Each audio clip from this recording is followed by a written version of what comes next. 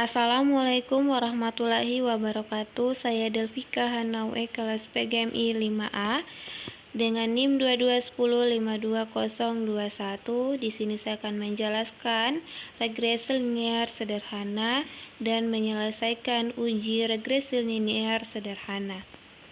Nah, pertama-tama kita ketahui dulu apa definisi dari uji regresi linear sederhana, yaitu metode statistik untuk mengukur dan menganalisis hubungan antara satu variabel independen atau variabel bebas X dan satu variabel dependen atau variabel terikat Y.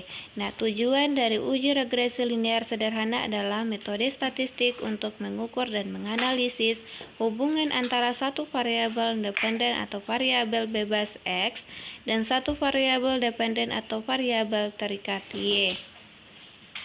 Nah, syarat uji regresi linear sederhana yaitu valid dan reliabel, kedua normal dan linear, dasar pengambilan keputusan, jika nilai signifikansi kurang dari 0,05 artinya variabel X berpengaruh terhadap variabel Y.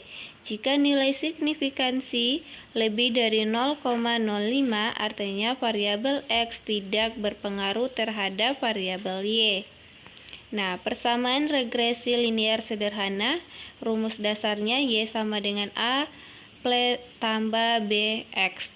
Keterangannya sudah bisa dilihat di sini, yaitu Y variabel dependen, X variabel independen, A konstanta intercept, B koefisien regresi atau pengaruh X terhadap Y.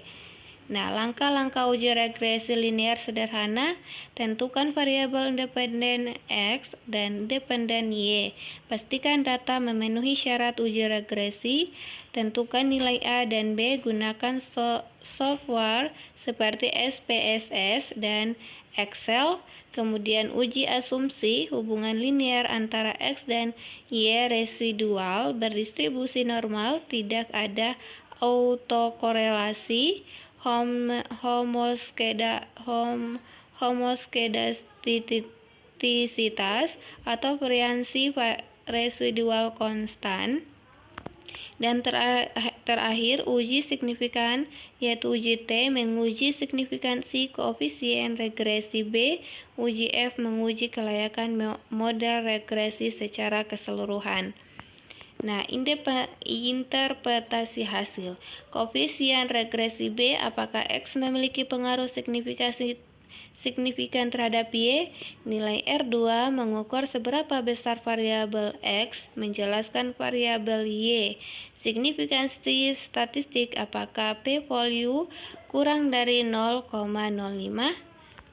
Nah, di sini saya mempunyai contoh soal. Seorang dosen mengamati mahasiswa yang memiliki nilai bahasa Indonesia tinggi, mata kuliah, IPK yang diperoleh juga tinggi. Untuk membuktikan dengan dugaan tersebut, maka dikumpulkanlah sampel sejumlah 12 mahasiswa dan diperoleh data berikut. Untuk melakukan penyelesaian ini, saya menggunakan dua aplikasi, yaitu aplikasi Excel dan juga SPSS. Nah, di sini sudah ada data mahasiswa atau sampel dari mahasiswa sebanyak 12. Kemudian di sini ada nilai IPK dan nilai bahasa Indonesia. Di sini kita copy dulu sebelum kita pindahkan ke aplikasi SPSS.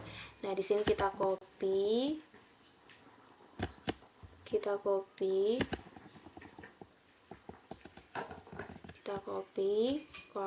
C, dan kemudian kita pindah ke aplikasi SPSS. Sebelum kita melakukan penyelesaian, kita masuk ke menu variable view. Nah, kemudian kita ketikkan di name itu X, di bawahnya Y. Nah, kemudian kita masuk ke ini, kita tuliskan IPK. Nah, di bawahnya nilai bahasa Indonesia. Nah, nilai bahasa Indonesia.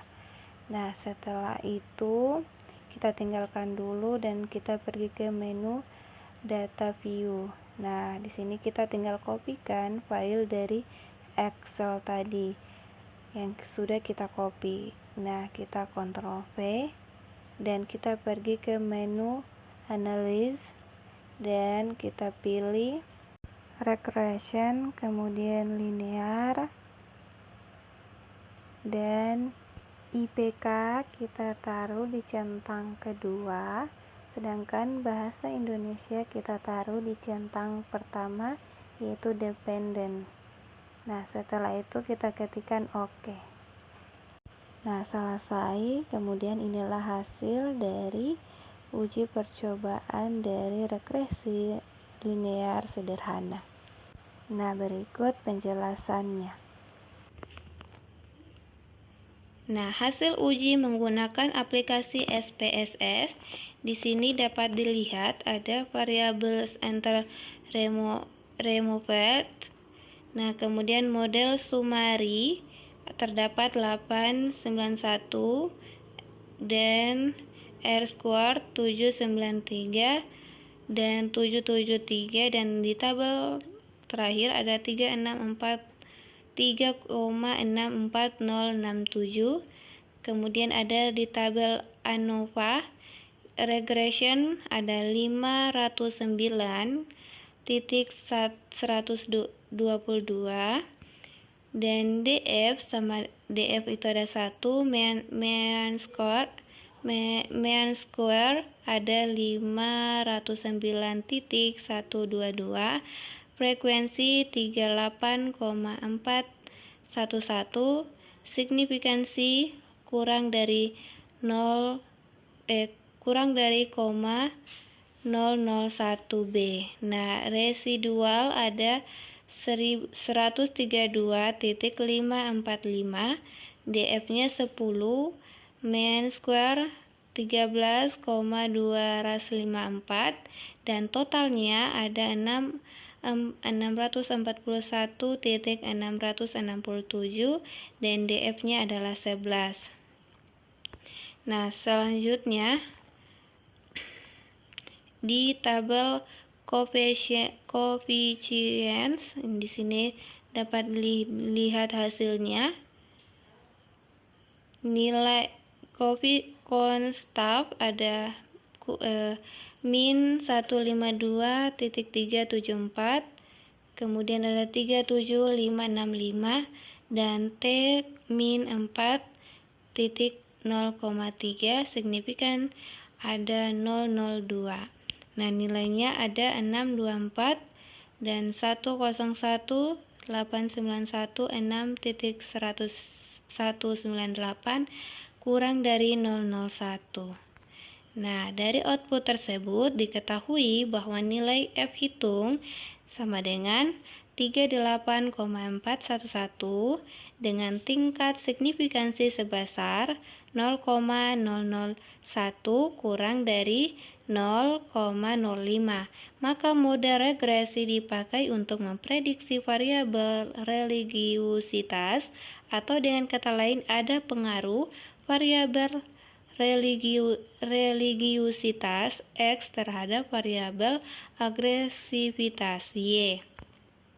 Nah, tabel di atas menjelaskan besarnya nilai korelasi atau hubungan R, yaitu sebesar 0,891. Dari output tersebut diperoleh koefisien determinasi R square sebesar 0,793 yang mengandung pengertian bahwa pengaruh variabel bebas terhadap variabel terikat adalah sebesar 79,3%. Nah, sekian dari video tutorial saya dan juga penjelasan dari materi ini.